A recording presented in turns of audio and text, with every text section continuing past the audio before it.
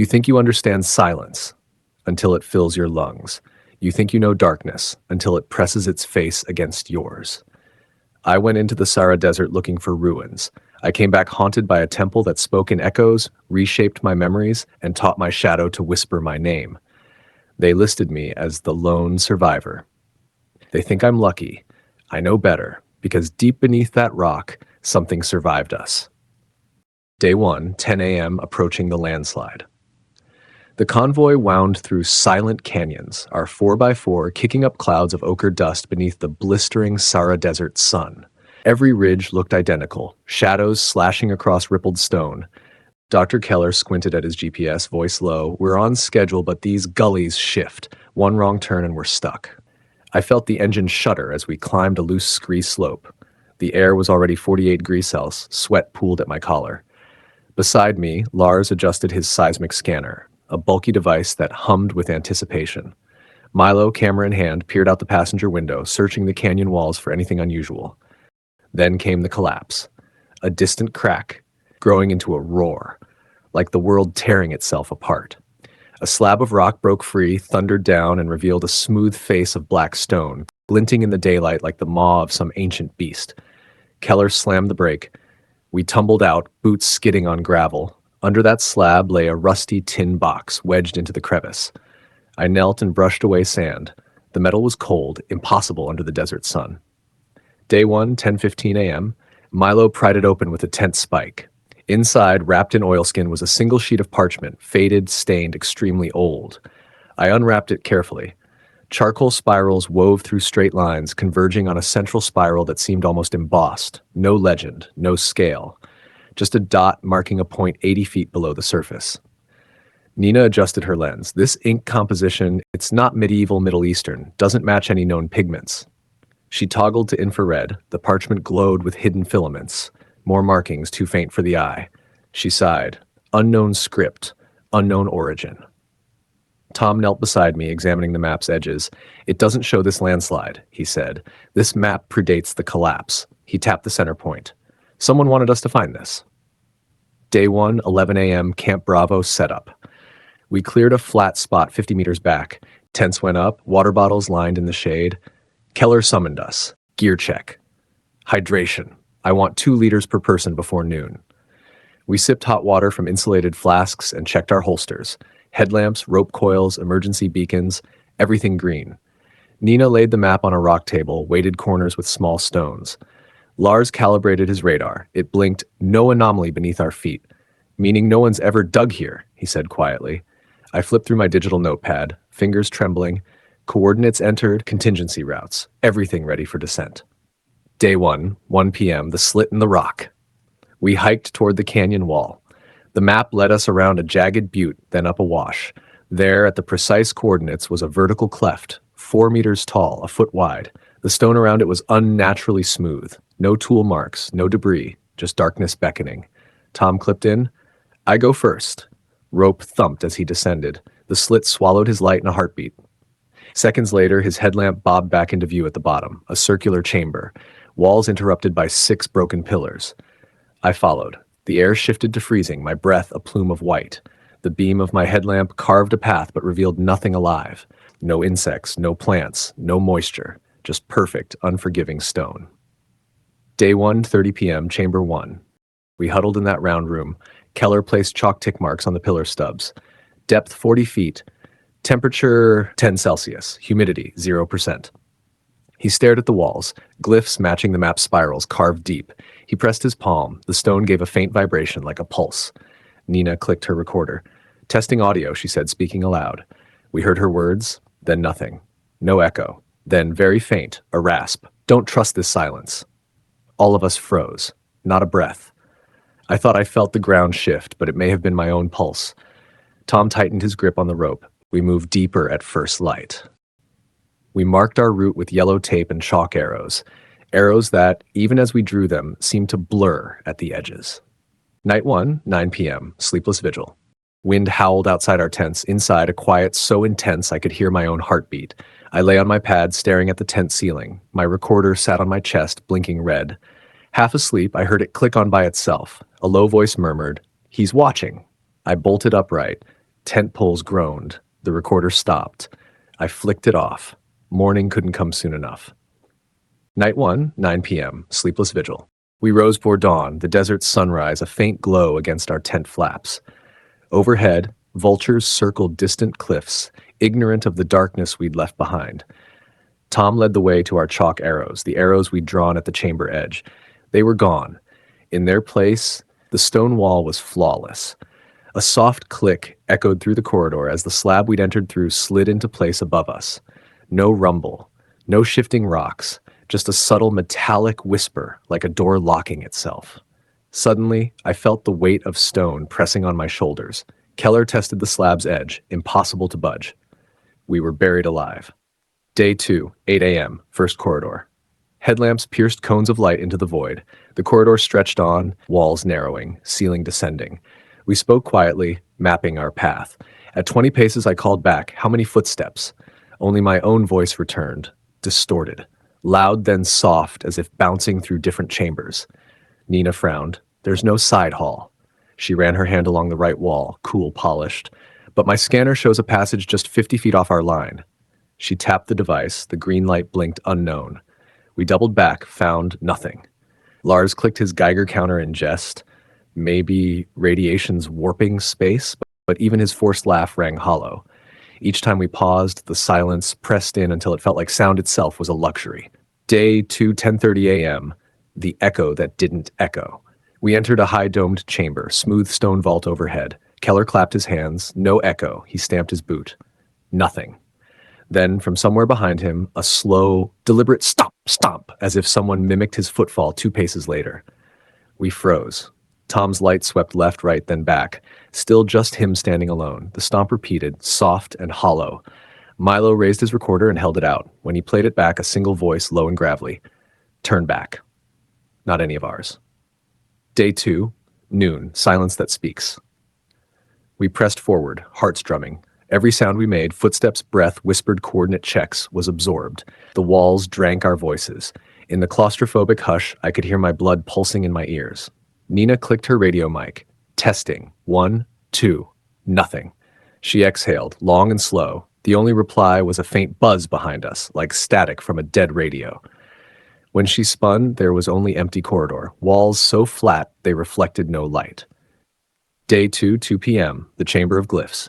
At the corridor's end, we found a wider room, walls etched with spirals and symbols, the same spirals from the map, but larger, more intricate. The carvings curled across the entire surface, dripping downward like ink. Tom laid his palm on a glyph. The stone vibrated, first like a pulse, then growing into a low hum that reverberated through our bones. My recorder caught it as a choir of voices, layered and indecipherable. When I played it back, the hum was gone. Only my own heavy breathing remained. Nina stepped closer, tracing a spiral with her fingertip. Her hair fell forward. When she brushed it back, her eyes were wide with something like awe, and something else. Fear. Day 2, 4 p.m., marking the way. We tried marking our path again. Red chalk this time, thick lines on the floor and walls. Within minutes, the marks smudged as if the stone itself was erasing our passage. In spots, the chalk granules lay in neat piles, untouched by wind. Lars inspected them through his loupe. "These aren't chalk, it's mineral dust from the walls." His voice trembled. It replaced our marks. We realized then that the temple wanted to be forgotten or to make us forget our route. Day 2, 6 p.m., the creaking door. At the far end of the glyph chamber, a stone door, carved to blend with the wall, groaned open. Slowly, inch by inch, with a sound like ancient wood on an old hinge. No human hand was visible. The gap widened, darkness beckoned. Keller gestured, "After you." No one moved. Finally, Tom stepped forward, shoulders hunched. His torch beam revealed another narrowing tunnel, the air colder still. I breathed in the chill and followed. Behind me, the door closed with a deep thud. Soft, final. Hour 1, the hall of whispered footsteps. Our glow sticks cast a faint green halo against the polished stone corridor. 6 of us moved single file, breath shallow, muscles taut. Behind us, the stone slab sealed our entrance hours ago, and now every whisper, every footstep was swallowed almost instantly, until it wasn't. I heard a footstep echo. Behind me, one echo too many. Tom spun, beam slicing through darkness. Nothing. He called out, voice brittle, "Echo?" Only our breath answered, then another tread. Shh, thump. Closer, not matching my pace. Milo raised his recorder. I listened through the speaker. My own voice, steady, calm, said, "Stay with me." But I never spoke those words. We froze, pulse pounding so loud it felt like drums in our ears. Hour 3, the bone mask returns. We pressed on into a wider chamber. In its center lay the mask again, pale bone against black stone, empty eye sockets that somehow glowed in our torchlight. Tom crouched, reached toward it, and recoiled when he felt warmth, as if the mask were alive. Nina shivered. "It's calling us." She whispered the words, though her lips barely moved. The mask rattled once, lightly, like laughter. Keller barked, "We don't touch it." But when he said it, his tone was soft, almost a plea. The mask slipped into Tom's pack before any of us reacted. We didn't question him. Hour 5, the corrupted recorder. Milo tried to document every step. His recorder clicked on, capturing the hush of the chamber. Then, as we moved, a scraping noise, like fingernails on stone, filled the playback. We played it back. The scrape turned into a whisper, faint but distinct. "We are here."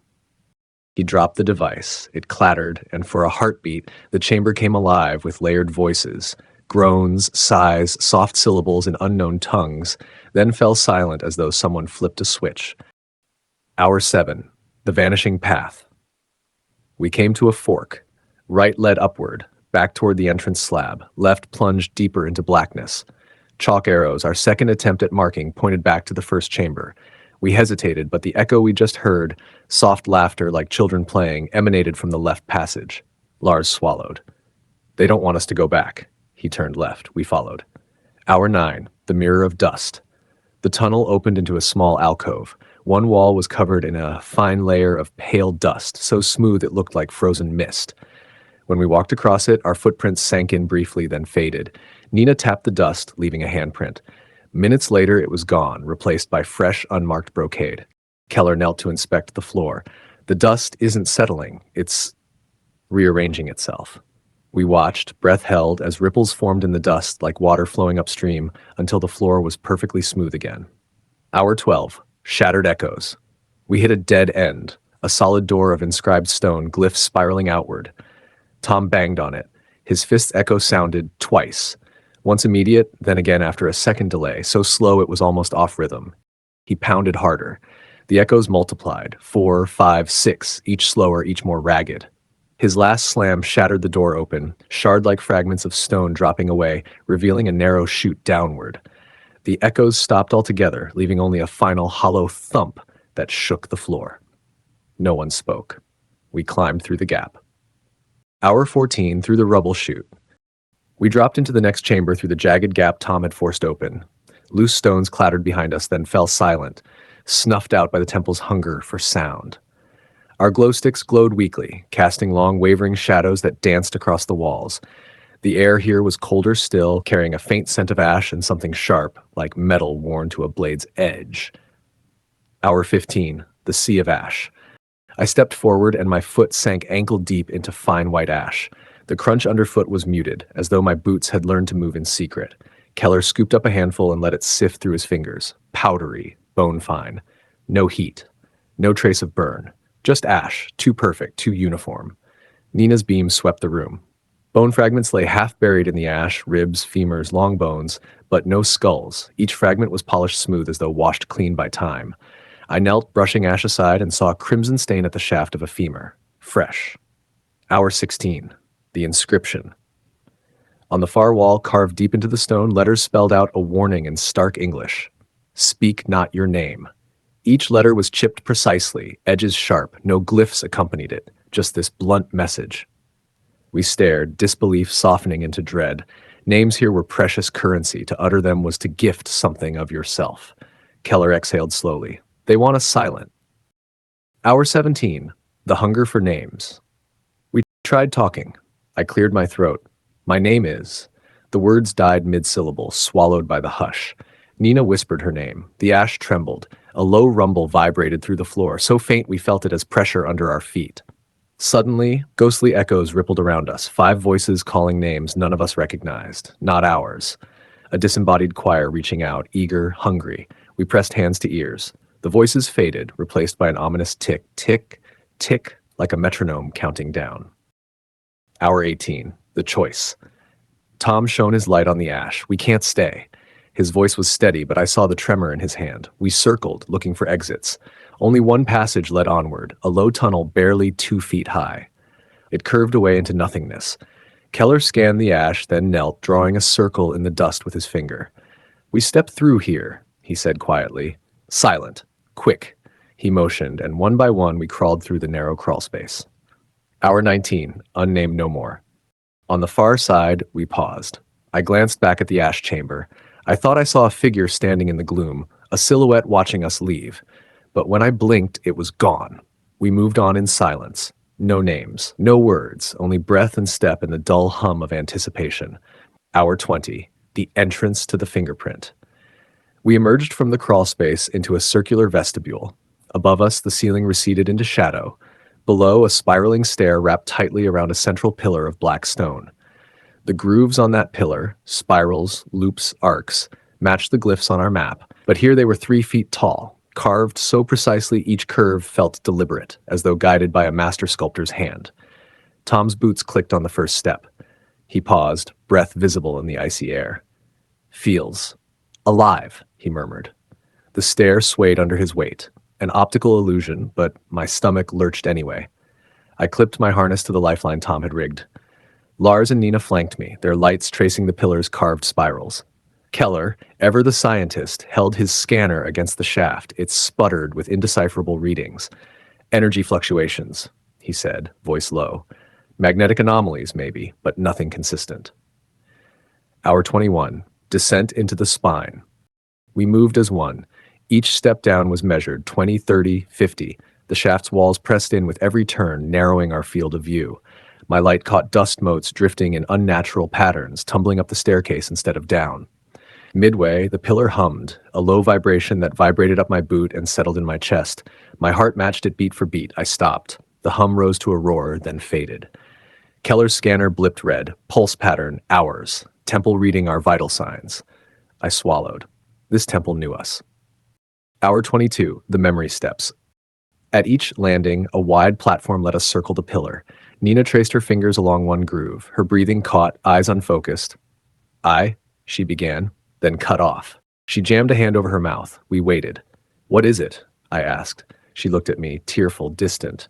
Felt like memory, mine, but not mine, a dream I never had. Lars swallowed. Everybody pay attention. His voice cracked. Nothing here is just stone. We pressed down again. The steps grew slick, as though someone had polished them with oil. I slid once, catching myself on the railing. My hand burned where it touched the metal lifeline. Hour 23. The vanishing. At the next landing, we found Milo's pack, torn straps, his camera hung by a thread. No sign of him. Where is he? Tom's whisper shook the air. We called. Silence. Then, behind us, a soft grating noise, like metal scraping against metal. We spun. Nothing. My light flickered. When it steadied, the pack was gone, ground bare. Nina dropped to her knees, frantically checking the steps below. He was here, she said, voice trembling, just gone. Keller placed a hand on her shoulder. He's somewhere, he said, but his usual assurance wavered. Hour 24, the echoing footfalls. We continued, but our silence was brittle. Each footfall echoed, not once, but twice, then 3 times, layering so that our walk sounded like a procession of dozens. It looped, slowed, then sped up, impossible rhythms that wound tight around our minds. Lars clenched his jaw. Can we stop these echoes? I shook my head. They're us. He exhaled, ragged. Then let's not be them. Hour 25, the chamber below. At the bottom of the spiral, the stair spilled into a wide chamber. The ceiling arched high. Walls bore a continuous spiral band, endless, no beginning, no end. In the center lay a shallow pool of black liquid, still as glass. Our lights reflected without distortion, but the reflection beneath the surface twisted, faces wreathed in anguish, mouths opening without sound. I felt a hand brush my shoulder, only air. Keller approached the pool and peered in. His reflection smiled back, cold, mocking. He staggered. It shows you, he whispered, voice taut, what it wants you to see. Hour 26, temptation in the depths. Nina knelt at the pool's edge, gazing into the dark water. I see, she murmured, voice distant. Home, family. Her breath came fast. I left someone. Tom seized her arm. Don't. but she didn't respond. She reached out, fingers trembling, and the surface rippled. Faces coalesced, hers as a child, hers smiling at a table we'd never known. She gasped, tears slipping. I grabbed her, hauling her back. She blinked, eyes wide, confusion and grief warring. I'm sorry, she whispered. I don't know what that was. Hour 27. Breaking point. We left the pool behind, stomachs twisting with revulsion and longing. The exit corridor waited, narrow, unlit beyond our beams. We filed through, shoulders hunched as if fleeing some predator. Halfway along, Lars stumbled. He hissed in pain. 3 shallow cuts had appeared on his forearm, fresh but already scabbing. He flexed his fingers. I didn't do that. I shone my light on the wall behind him. No crevice, no protrusion, just stone. He looked at his arm as though it belonged to someone else. This place, he said, it takes pieces of you. We pressed on, each step heavier than the last. Hour 28, the shimmering archway. The corridor spat us into a vast chamber whose walls gleamed like obsidian glass. My light beam split against the surfaces, fracturing into dozens of phantom corridors that vanished as soon as I tried to follow them. The ceiling arched above in perfect symmetry, every angle reflecting our nervous breaths back at us. Tom's footsteps echoed once, then a second, fainter echo that seemed to originate from the ceiling itself. He froze, elbowing me. Did you hear that? I nodded, unable to look away from the walls. Seamless mirrors, each pane without a seam, stretching into impossible depths. Hour 29. Reflections of the unseen. We stepped forward together. Our reflections should have met us, matching strides, mirroring breath. But they didn't. Nina's reflection lagged by a heartbeat, staring at us with hollow eyes. Lars's image trembled, as if his reflection were frightened. Tom's face in the glass cracked in a silent scream before straightening back to calm. I called out to my reflection. It tilted its head, lips moving, but no sound left its mirrored mouth. An electric thrill ran through my fingertips as I raised my hand. My reflection raised its own, then let its hand slide through mine, as if the mirror were liquid. Hour 30. The fractured voices. Milo's recorder crackled in my pack, though he'd abandoned it days ago. I pulled it out. The speaker crackled to life with dozens of voices, our voices, each speaking at once, chanting names, then growing silent. We huddled tight. Keller whispered, "This place, it collected us." His voice trembled. All versions of ourselves. Lars touched the glass. The mirror rippled, like a disturbed pool. His reflection smiled broadly, then winked. He jerked back. The glass stilled. Hour 31. Breaking the mirror. Tom's fist swung. The mirror shattered in a silent spiderweb. Crescent shards floated in midair before clattering to the floor, yet they left no gap. The wall behind was still flawless glass. We watched the shards settle, then vanish. Dust in an updraft. Nothing remained but perfect reflection. Nina sank to her knees. "They won't let us break free," she murmured. "Not here." Hour 32. The weight of eyes. Every wall pane now held slightly different versions of us. Some bleeding, some laughing, some weeping. Each pressed an invisible forehead to the glass, staring with unfathomable longing. My reflection looked away first, as though ashamed. Then it turned its back on me, walking deeper into the hall of mirrors, disappearing among infinite reflections. Hour 33, the corridor beyond. A soft click echoed. One mirror pane slid aside, revealing a narrow passage beyond. No handle, no mechanism, just a clean break in the wall. Tom swallowed. "Shall we?" We stepped through as a single unit, shoulders squared. The mirror side closed behind us, like a blade sheathing itself.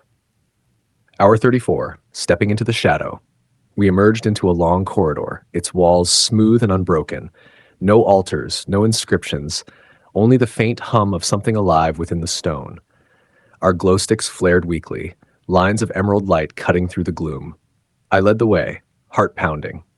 Behind me, Nina and Tom exchanged glances, each face lit with equal parts resolve and dread. Lars brought up the rear, fingers flexing around the hilt of his flashlight like it was a lifeline. Hour 35, a whisper in the dark. Halfway down, I heard it, my voice. Soft, urgent, unmistakably my own. "Don't leave her." My light swung back. There I stood, motionless, expression blank, lips moving. But the figure tilted its head toward the wall and slipped through it, vanished like smoke into stone. Nina gasped, "It's you." I shook my head. "No, it's not." But my pulse thrummed in my ears. What if it was? Hour 36. The scars appeared. I raised my left arm to calm my breathing and froze. 3 shallow grooves ran along my forearm, red against pale skin, fresh but already tender. I didn't feel them form. Tom's light fell on them. You okay? I flexed my hand. Pain bloomed briefly, then faded. I think this place marks you. He reached out but didn't touch them. We keep moving. Hour 37, the Hall of Rewritten Names. The corridor opened into a chamber of carved niches. Each niche bore a name, etched deep. Milo, Lars, Nina, Tom, Keller, and then a blank space under Daniel. My name had been carved. A chill arcs through me. I traced the letters, my letters in the stone. They glowed faintly in the dim light, as if freshly cut. Nina knelt beside me, voice trembling. They took our names. I swallowed, mouth dry. We have to go on, before they take more. Hour 38, the echoing chamber. Beyond the carved hall lay a semicircular room. The walls were lined with horn-like structures, like giant shell trumpets pointing inward. My voice echoed unnaturally loud when I spoke. A low "let's go" bounced back 10 times, overlapping, then warping into a mocking chant. Tom clapped his hands. The hollowness that followed felt like teeth gnashing. Threads of laughter wove between the echoes. Our laughter warped. Hour 39, refusal and resolve. Nina sank against the wall, whispering our names in the hollow chamber. Nina, Daniel. Each name echoed back altered. Nina, Daniel. The voice stretched our syllables, pulling at the seams of our speech. I knelt beside her. Don't stop saying it. She shook her head. It changes me. I gripped her hand. Then stay you. Fight back. She met my eyes, fear, hope, despair, all shining thinly, and whispered, Daniel. Her name returned clear and true. We rose together. Hour 40, the final passage. At the chamber's end, a tunnel sloped upward. Light, pale, unnatural, flickered at its mouth. We formed a line, shoulders squared. One by one, we climbed the incline, steps slipping on smooth stone that looked like water frozen in motion. Behind us, the horn chambers hummed lower, like a beast settling to sleep. The carved names faded as we left, etched in ash that drifted away. Hour 41, into the pale light. We emerged from the upward-sloping tunnel into a vast chamber lit by a diffuse, ghostly glow. The source was unseen, no cracks or openings in the stone, just a pale luminescence washing over every surface. The air here was heavy, damp, carrying a scent like old rain and wet earth. It felt alive. Tom's flashlight beam danced across the walls, veins of quartz, slick with moisture, pools of dark water reflecting our pale reflections, pillars that soared upward into darkness we couldn't see. The temperature hovered around freezing, yet droplets of condensation beaded on our helmets. Nina whispered, It's breathing. We halted. A low pulse vibrated through the floor, slow, like a heartbeat. The chamber seemed to inhale, then exhale, like a vast rib cage of stone expanding and contracting around us. Hour 42, the altar of stillness. At the room's center sat an altar carved from the same black stone, a rectangular block polished so smoothly it mirrored our distorted shapes. Runes adorned its edges, spiraling downward into patterns we recognized yet couldn't interpret.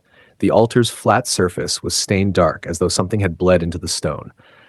Lars knelt, brushing his fingertips over the runes. This was a resting place, he murmured, for something.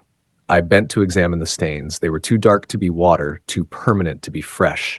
Like the temple had wept here long ago, and the tears crystallized into bloodstone. Hour 43. The Keller spoke for the first time in hours. We can push on. There might be a way out beyond this. His scanner hovered over the altar's edge. Or we can wait. Let it pass. Then follow the next pulse. Tom shook his head. I don't trust waiting. His eyes flicked to the runes. This altar held something in. If we step off the path... He didn't finish. The chamber's pulse slowed, each thrum echoing until it felt like silence. Then it stopped altogether. Hour 44, awakening. A single drop of water fell from the ceiling onto the altar, then another and another in slow rhythm. The droplets pooled into a small, inky puddle. The altar's runes glowed faintly with each drop, like eyes opening in the dark. Nina shivered. It's waking. Without warning, the runes flared bright, painful to look at, and the chamber shuddered. A low, resonant note filled the air, vibrating in our chests. The glow intensified, illuminating a far tunnel we hadn't seen before. Narrow, descending, framed by carved roots that pulsed with light. Hour 45. The descent reopened. The tunnel's opening widened as the glow faded. It beckoned us down, a vein of light into the unknown. Behind us, the altar's glow receded like a dying star. The chamber collapsed into near darkness, save for the tunnel's promise of movement. Keller took a step forward, hands raised in cautious awe. It's guiding us. I met Nina's eyes. Fear flickered there, but also determination.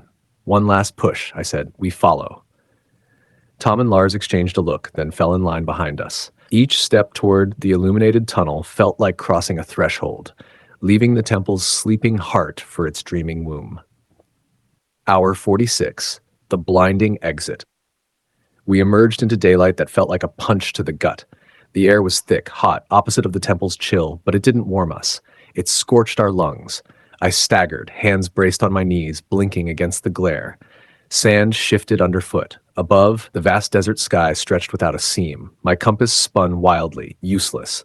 The temple's exit opened onto a dune field that seemed endless. No cliffs, no slit in the rock, just rolling sand and a sky too blue to be real. Hour 47, a mirage of rescue. Tom straightened, scanning the horizon. Camp's here, he said, voice hollow. He pointed, but all I saw was sand. Then, 20 yards away, a cluster of figures moved around a vehicle. A search team, rescue. Hope flared in my chest. I stumbled forward. Wait! Nina grabbed my arm. Her eyes were wild. It's not real. I shook my head. But there they are. I reached out. The figures blurred, shimmered, then melted into dunes. The vehicle dissolved into a wall of sand. My heart dropped. Hour 48, truth in the sand. Cold dread washed over me. I sank into the sand. My recorder lay half buried at my feet, still blinking, still whispering static. I clicked play, my voice distant, repeating a phrase I didn't remember recording. You're still there. Nina knelt beside me, tears carving tracks through her dust-streaked face. We never left, she whispered. Not really. Tom stood under the sun, shoulders slumped. The exit, it's part of it. I closed my eyes, breath ragged. When I opened them, the dunes rolled on, silent and indifferent. Hour 49, the search and the silence. By midday, a convoy of jeeps and trucks, real ones this time, rolled over the crest of a dune. Researchers, medics, drone pilots poured out. They called my name. Their voices were soft, distant, like a song I half remembered. They found us, me, Tom, and Nina. Tom collapsed before they reached him. They carried him away on a stretcher. Lars and Keller were never found. Search teams combed the area until sunset, then called it off. 2 missing, 3 recovered. Hour 50, the aftermath. We sat in a makeshift tent, draped in foil blankets, sunburned and shaking. Doctors asked questions, names, dates, symptoms. I answered in monosyllables. My mind echoed with corridors and whispers. Every question scratched at the scabs on my arm.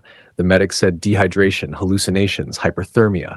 They gave me water, sedatives. I stared at the ceiling, wanting to scream that the temple was alive, waiting. But instead, I closed my eyes and let sleep pull me under.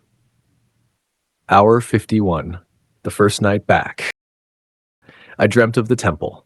Its corridors snaked through my mind, carving new paths. I woke to wind against the tent flap, sand on my lips. The stars above the desert shone too brightly, alien, just like after I emerged. I reached into my pocket, the map, folded, ink bleeding into the folds.